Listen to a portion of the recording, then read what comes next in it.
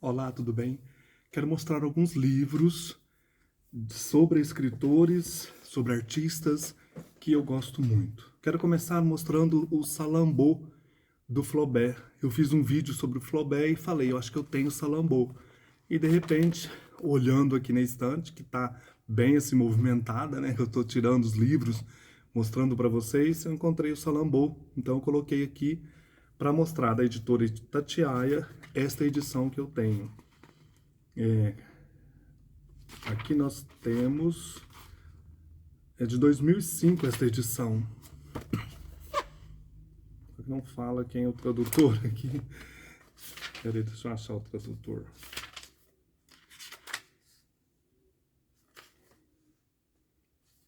Capa Cláudio Martins. Não tem o tradutor. Gosto muito desse livro, né? Flaubert foi um grande estudioso da estupidez humana. Para ele, o lugar onde a estupidez mais abundava era a província. Em Salambô, panorama fascinante e horripilante da queda de uma civilização da antiga Cartago, Flaubert, o mestre do estilo em prosa, encontra-se com seus contemporâneos de estilo, algo semelhante em versos, os parnasianos. Mas o livro não é em verso. Salambô. Isadora Duncan, Minha Vida. Meu Deus, como eu amo esse livro. Da antiga não, da José Olímpio Editora. 11ª edição, tradução do Gastão Cruz, e esta edição é de 1989. A Isadora Duncan, bailarina aí do início, final do século XIX, início do século XX. Que vida trágica, eu já li isso aqui várias vezes. Eu tinha uma biografia dela, não sei se era do Peter Burke que escreveu, não sei se era esse mesmo nome.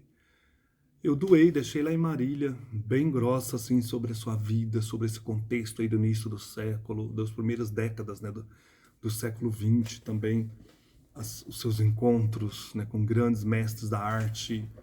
Que coisa maravilhosa que é isso aqui. Aqui você sente, nesse Minha Vida, arte, amor, volúpia e sofrimento. Há, nesse livro, um largo sopro romanesco, que bem pode levar aos maiores desatinos certas imaginações de combustão fácil. É um livro perturbador. Livro de uma nobre maluca, dirão alguns. Livro de uma rapariga quase genial, bradarão outros. Não importa, de maluca ou de quase gênio, é todo chamas e vibrações. Tem qualquer coisa de vulcânico. Se o querem ler, leiam-no, mas não o leiam com os óculos de todos os dias. Para tolerá-lo e compreendê-lo, é preciso admitir que Isadora Duncan é uma figura excepcional que se não rege, nem pode reger-se pelas normas comuns. Quem não admitir a existência de figuras dessa natureza, quem achar que todas as criaturas humanas devam enquadrar-se numa só e única moldura, não o abra. A vida de Isadora foi uma aventura contínua em que a arte, o amor, a volúpia e o sofrimento se mesclaram nas proporções mais altas. Aqui, então, quem diz isso é o Plínio Barreto, um trecho do livro dela, né? Desde o início, nada mais fiz do que dançar a vida. Criança, dançava a alegria espontânea dos seres em crescimento. Adolescente, dancei com uma alegria que se transformava em apreensão diante das correntes obscuras e trágicas que começava a lobrigar no meu caminho. Apreensão da brutalidade implacável da vida e da sua marcha esmagadora.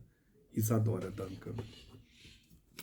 Outro livro fascinante, Eu, Sara Bernardo. Da José Olímpio Editora. Tradução da Gulnara Lobato de Moraes Pereira, de 1988. Sara Bernardo, aqui ela na capa, né?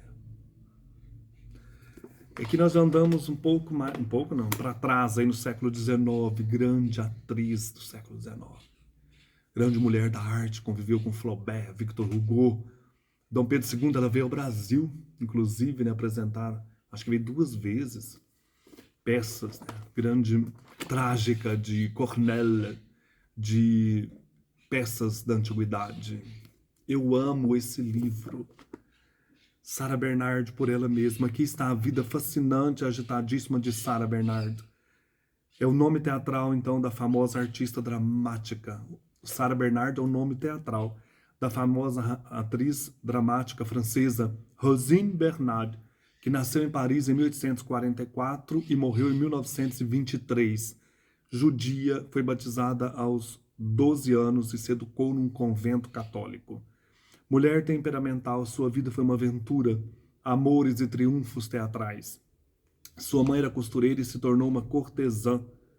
Durante 10 anos, a jovenzinha foi educada pelas freiras. Ingressou no Conservatório de Paris aos 13 anos e, em 1862, aos 18, estreou na Comédie Française. E dizia com muita graça que ali aprendeu mais sobre gíria do que sobre Racine. Em 1864, nasceu-lhe o filho Maurice. Era filho do príncipe de Ligneux, e esse filho, entre tantos amores, foi o grande amor da sua vida. Houve nesse destino triunfal de atriz incríveis dificuldades financeiras, crises patéticas entre a sua receita e a sua despesa. Sarah Bernhardt admirava Zola, e na manhã em que L'Horreur publicava J'accuse, ela foi à casa dele e quando a multidão quis linchá-lo, foi ela, a extraordinária atriz, quem apareceu na janela para acalmar o povo. Lembra de Zola escrevendo J'accuse, o panfleto a favor de Dreyfus, aquele capitão da guarda francesa que foi acusado injustamente, etc. Né? Foi a amiga intérprete de Victor Hugo. Em 1872 representava Ruy Blanc de Victor Hugo, uma peça de Hugo. Desde então, Sarah se tornou a rainha do teatro francês. Durante meio século foi a maior atriz de seu tempo. Depois de Ruy Blanc, se transformou em amiga íntima do poeta. Deixou a Comédie Française, foi para o Odéon, brigou no Odéon, voltou para a Comédie. Aos 30 anos representou Phèdre e foi um sucesso absoluto. Representou Racine, Molière, Hugo. A sua interpretação em Ruy Blanc a tornou célebre.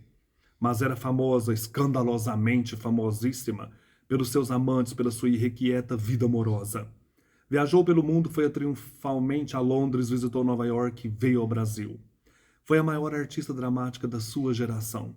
Uma grande intérprete trágica pela voz envolvente, pela dicção perfeita, pelo estranho poder dramático.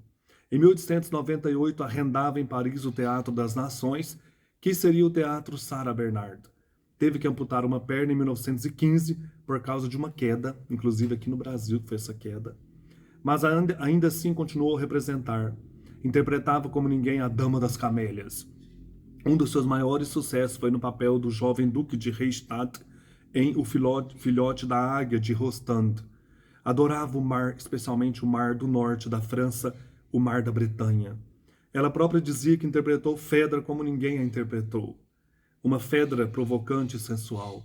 Foi amada, desprezada, adorada, lembrada, desejada, aplaudida delirantemente. Certa vez aplaudiram-na mais de meia hora, se eu não estou enganado, acho que 2 horas de aplausos. Seduziu o rei Humberto da Itália, Francisco José da Áustria, Afonso XIII da Espanha. Uma vida dominada pela paixão. E dela eu tenho essa biografia. Eu amo tanto essa mulher. Do Arthur Gold e Robert Finsdale, a rainha, a divina Sarah, é o nome da biografia.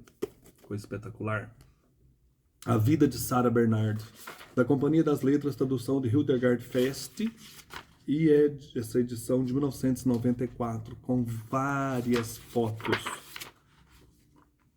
Olha que coisa louca que era Sarah Bernhardt. Esplendor. Deixa. Não, olha aqui. As interpretações. Deixa deslumbrado, né, qualquer amante de teatro e de arte. Sarah Bernhardt. O seu velório foi um triunfo em Paris. Eu acho que tem fotos do velório aqui. Ela dormia em um caixão. Deixa eu ver se eu acho. Vou mais devagar para vocês saborearem. Aquela como Hamlet. Aqui como Hamlet. Deixa eu ver se... Ah, deve ter aquela no caixão dela. Olha, tem fotos coloridas também. Gente do céu, olha os cartazes. Era uma apoteose em Paris, né? Ela como Medea, Lorenzaccio, Teatro da Renascença, La Samaritana. Isso aqui é uma viagem pelo século XIX, pela arte e beleza do século. São imagens, né? Recriações dela atuando. Aqui em 1915, ela recuperando da perna amputada. Ela tinha que pular, cair do palco, e aqui no Brasil não colocaram um colchão. Ela se machucou, né? Que horror. Justo aqui, né? Ela representando aqui na Primeira Guerra Mundial, pouco depois de amputar a perna, representando para os soldados no fronte. E aqui o cortejo fúnebre. Calcula-se que 600 mil a 1 milhão de pessoas saíram às ruas no dia da morte de Sarah Bernhardt. Esses 2 livros sobre Sarah. E outro livro que era meu sonho ter, é esse aqui, ó. Pena que é só uma coletânea, porque parece que são muitos volumes. Os Diários dos Irmãos Goncourt, Memória da Vida Literária Parisiense no século XIX. Edmund e Jules de Goncourt, tradução do Jorge Bastos. Isso aqui saiu há pouco tempo, da Carambaia. Deixa eu ver aqui. Essa data que saiu isso aqui. 2021. Mas que dó, né? Lançar só um pedacinho, só uma seleção. Aqui você tem, nesse diário famoso, vem com esse marcador, só um chinfrim. Aqui você tem os bastidores, né, da vida desses grandes nomes da literatura e da arte. Victor Hugo, Flaubert, toda essa confusão ali dessa Paris dos anos do século XIX, tá aqui, né?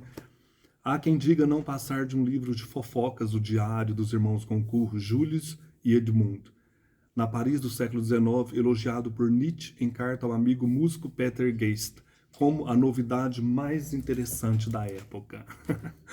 Contudo, os escritos dos irmãos que deram origem à Academia Goncourt, responsável pelo principal prêmio literário da França, vão além da intriga e da confissão. Para compor uma minúcia descrição dos bastidores da intelectualidade da elite parisienses, sobretudo nos célebres jantares realizados no restaurante Mani. São fofocas chiques, não só literárias, que historicamente cobrem toda a segunda metade do século XIX, o apogeu e o fim do Segundo Império Francês e o inseguro início da Terceira República. É esse mundo aí que vai aparecer aqui. Eles tinham tantas histórias a contar sobre escritores como Gustave Flaubert, Victor Hugo e Émile Zola. O diário só pôde ser publicado na íntegra 50 anos depois da morte de Edmund, conforme o testamento. Essa edição é uma seleção inédita e original pensada nesta obra integral, com a aquiescência e o apoio da Academia Goncourt.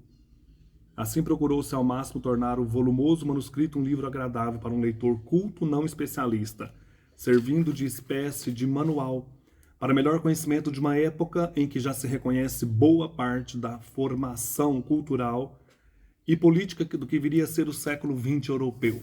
Aqui nós vamos encontrar esses nomes, olha, Flaubert, Zola, Daudet, Sainte-Beuve, Saint-Victor, Dumas, pai e filho, Maupassant, Turgenev, Victor Hugo, Mallarmé, Verlaine, os artistas Rodin, Degas, Delacroix, Manet e tantos outros. Deixa eu abrir um pedaço, uma entrada de diário aqui.